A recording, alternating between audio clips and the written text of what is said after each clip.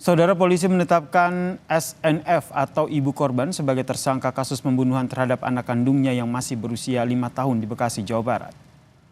Penetapan ibu korban sebagai tersangka dilakukan polisi setelah melakukan gelar perkara hari ini, saudara. Tim penyidik Satreskrim Polres Metro Bekasi Kota saat ini telah memeriksa 5 saksi. Di antaranya, saudara, ayah korban, kerabat, dan juga petugas keamanan.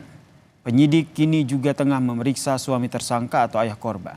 Saat ini, saudara, polisi masih mendalami motif pembunuhan dan kondisi kejiwaan dari tersangka. Ini orang ngontrak, Bi.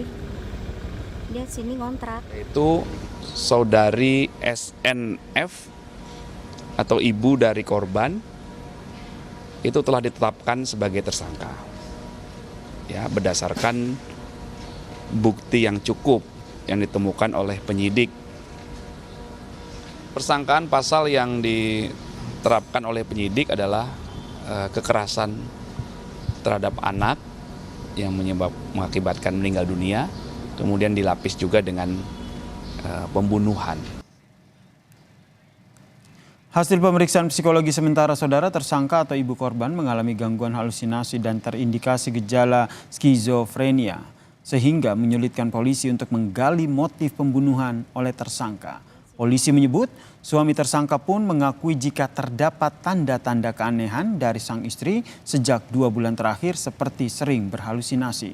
Atas hasil ini, saudara, tim psikologi merekomendasikan agar tersangka dilakukan pemeriksaan psikiater.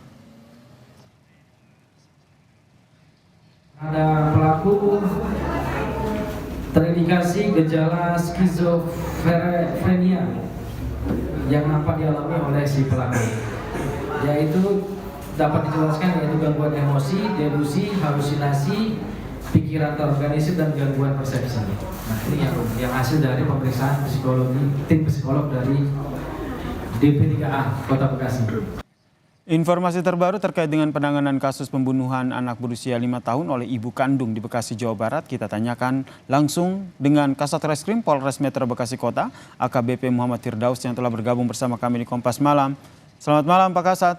Jadi bagaimana perkembangan penanganan kasus ini hingga saat ini?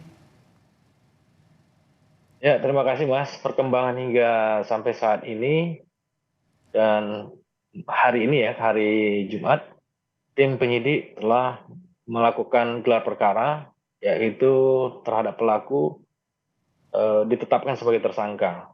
Gelar perkara dilaksanakan pada hari ini, hari Jumat, sekira pukul 10 pagi. Selanjutnya juga hari ini juga sudah dilakukan pemeriksaan terhadap bapak korban, yaitu juga suami dari pelaku, yang mana hasil pemeriksaannya hari ini yaitu dalam 2 bulan terakhir ini pelaku timbul perilaku aneh, nah, seperti itu. Jadi ada perilaku aneh yang dilakukan oleh istrinya ini, salah satunya itu pada hari Rabu istrinya ini dan bersama 2 anaknya pergi ke bandara. Nah, kemudian dari bandara diketahui oleh suaminya melalui security bandara bahwasannya dia mau pergi ke luar negeri tapi tanpa paspor dan tiket. Namun pihak dari keamanan bandara langsung menghubungi suaminya, memberitahukan bahwasannya istrinya dan 2 anaknya sedang ada di bandara. Nah, dari informasi tersebut suaminya kaget karena tidak ada pemberitahuan terlebih dahulu kepada suaminya. Oke. Nah, setelah itu dia difasilitasi kembali ke Bekasi, tidur di salah satu hotel, kemudian jam 11 check-in di hotel, kemudian masuk ke kamar.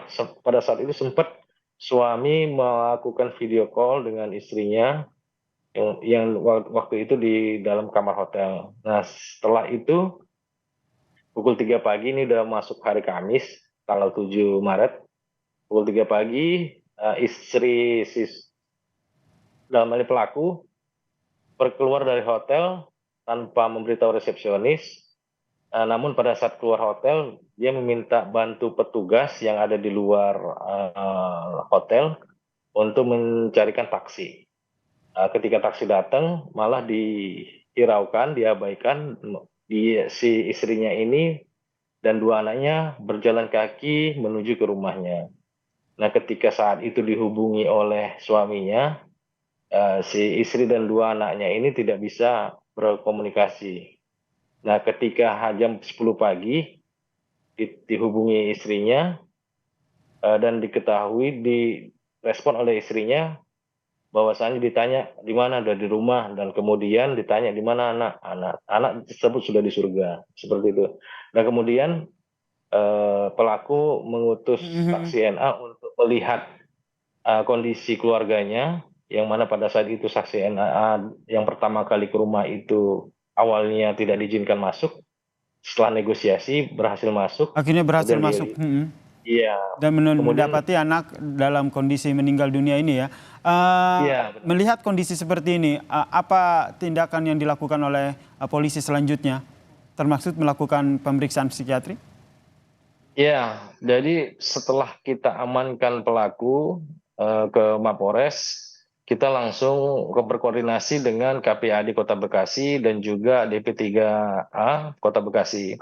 Mereka menurunkan tim psikolog yang mereka melakukan pendampingan terhadap pelaku, kemudian juga dari DP3A melakukan pemeriksaan psikologis terhadap pelaku, yang mana hasil dari pemeriksaan psikologis pelaku terindikasi gejala schizophrenia, yang mana terdapat delusi dan halusinasi, yang disarankan oleh tim psikolog DP3A untuk dilakukannya treatment ke psikiatri, yaitu memeriksa kesehatan jiwa. Nah, ini untuk mengetahui motif dari si pelaku melakukan, memang ini keterangannya kan masih berhalusinasi ya, kadang-kadang sadar, kadang-kadang tidak. Nah, ketika sadar, kami bertanya mengapa Anda melakukan itu, karena ada bisikan gaib. Nah, seperti itu.